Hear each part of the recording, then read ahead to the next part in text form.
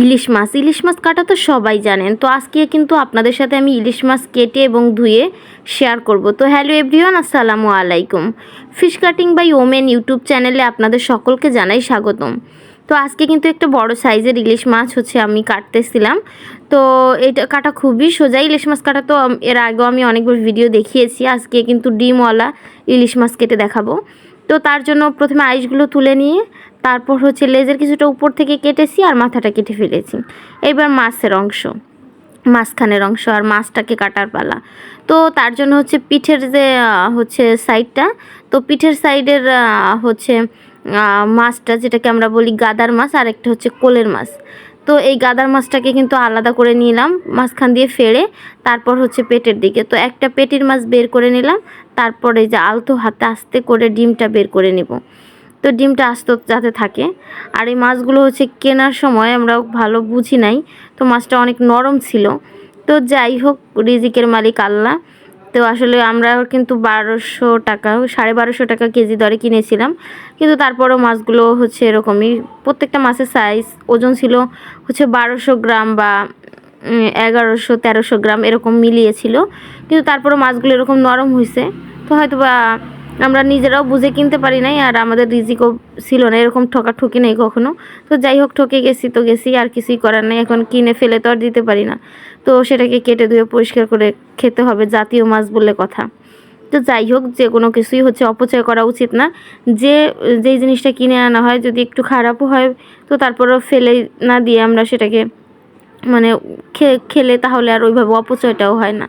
তো যাই হোক, এই যে মাছগুলো কিন্তু দেখতেই পাচ্ছেন যে অনেকটাই নরম, তো কাটতেও অনেক সমস্যা হচ্ছে। তো যাই হোক, এই কিন্তু মাছ কাটা হয়ে গেছে। তো এই মাছগুলোকে এখন ধোয়ার পালা। আর ইলিশ মাছ ধোয়া কিন্তু খুবই সোজা, কারণ ইলিশ মাছ কাটতে যেমন সোজা, ধোয়াটাও তার থেকেও বেশি সোজা, কারণ ওরকম বেশি করে ধোয়া লাগে না। আর এই যে ফুলকো উপরে এখানে একটা নরম ইসের মতো থাকে, তো এগুলো টেনে টেনে তুলে নিচ্ছি আর মাথাটাকে ফেড়ে দিলাম। আর এই যে ইলিশের মাছের লেজটাকে আমি দেখালাম যে ফুলকোর মতো করে যে কাটতেছিলাম। তো একটু ওইখানে কিন্তু কয়লা থাকে, ইলিশ মাছের লেজে যে কয়লা থাকে এটা কে কে জানেন? তো ওই লেজের কাছে কিন্তু কয়লা থাকে, যার কারণে ওইভাবে কেটে নিলাম। তো এই যে কিন্তু কাটা হয়ে গেছে, আর এখন ধোয়ার পালা। তো মাছটাকে সিঙ্কের মধ্যে দিয়ে তারপর একটু বেশি করে পানি দিয়ে তারপর আস্তে করে ধুয়ে নিতেছি, কারণ মাছগুলো এমনিতেই নরম ছিল। আর ইলিশ মাছ এমনিও বেশি ওরকম এমনি দেশি মাছ যেভাবে ছাই দিয়ে কাটা হয়, যার কারণে বেশি বারবার খেসে খেসে ধোয়া লাগে। আর ইলিশ মাছ কিন্তু ওরকম ধোয়া লাগে না, জাস্ট একটু পানি দিয়ে অল্প করে ধুইলেই হয়ে যায়। আর মাছগুলো যেহেতু নরম ছিল, তো এই জন্য আরও বেশি আমরা খুবই সাবধানে আস্তে আস্তে করে ধুয়ে নিচ্ছি। তো এই যে এভাবে করে কিন্তু সুন্দর করে 2 থেকে 3 বার ধুয়ে নিলেই হবে। তবে মাথাটা খুব একটু বেশি করেই ধুইতে হবে, কারণ মাথার ভিতরে যে ওই যে কলসার মতো থাকে, এই যে ফুলকোর মতো থাকে, তো ওইখানে কিন্তু অনেক বালি বালি ময়লা থাকে। তো অনেকে ওটা ফেলেও দেয়, চাইলে ওটা ফেলেও দিতে পারেন, আবার চাইলে রাখতেও পারেন। আর রাখলে কিন্তু খুবই সাবধানতা অবলম্বন করে আস্তে আস্তে ধুইতে হবে। তো আপনারা ধুয়ে নেবেন। আর এই যে মাছের পেটি বলতে এটাকে পেটা বলে আমাদের গ্রামের ভাষায়। তো ওই পেটা অনেকে খায়, আবার ফেলেও দেয়। তবে ইলিশ যে কোনো মাছের পেটা বা কলিজা আছে, মাছের যে কলিজাটা অনেকে দেখেছি ফেলে দেয়, আবার কেউ খায়। তো মাছের ওই কলিজাটা কিন্তু ভালো, ওটা মজাও আছে, আর ওটা শরীরের জন্যও ভালো। তো আর ইলিশ মাছের মাথা দিয়ে কিন্তু মুসুরের ডাল রান্না করলে, তারপর কচু শাক রান্না করলেও কিন্তু ভীষণ মজা হয়। তো এই জন্য এগুলো ফেলে না দিয়ে রেখে দিলেও ভালো হয়।